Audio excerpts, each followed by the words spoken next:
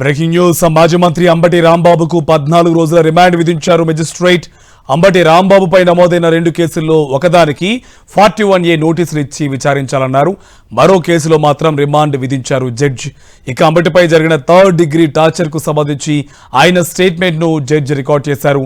అంబటిని రాజమండ్రి జైలుకు తరలించారు.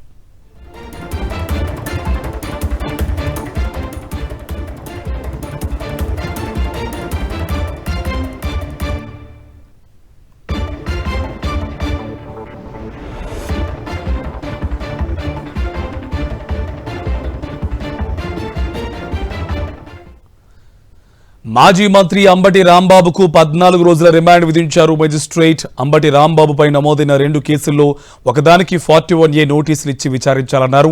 మరో కేసులో మాత్రం రిమాండ్ విధించారు జడ్జి. ఇక అంబటిపై జరిగిన 3rd డిగ్రీ టార్చర్ కు సంబంధించి ఆయన స్టేట్మెంట్ ను జడ్జి రికార్డ్ చేశారు.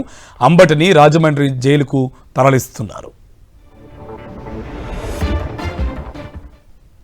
దీనికి సంబంధించి పూర్తి డీటెయిల్స్ మా కరెస్పాండెంట్ అశోక్ మన ఫోన్ లైన్ లో డీటెయిల్స్ అందిస్తారు. అశోక్, 14 రోజుల రిమాండ్ విధించారు. ఒక కేసులో ఇంకో కేసులో 41A నోటీసులు ఇవ్వమని చెప్పారు.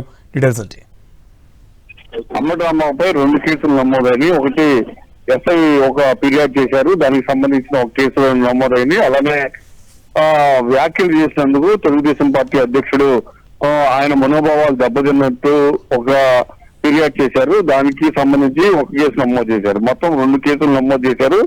అయితే ఇవాళ 2 కేసుల్లో అంబటి రాంబాబును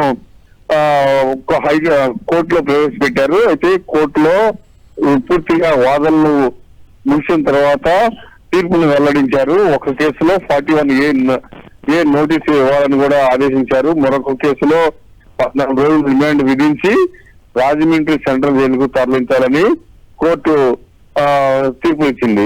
దీంతో ఆయన రాజమండ్రి సెంట్రల్ జైలుకు తరలిస్తున్నారు. Right, thank you Ashok.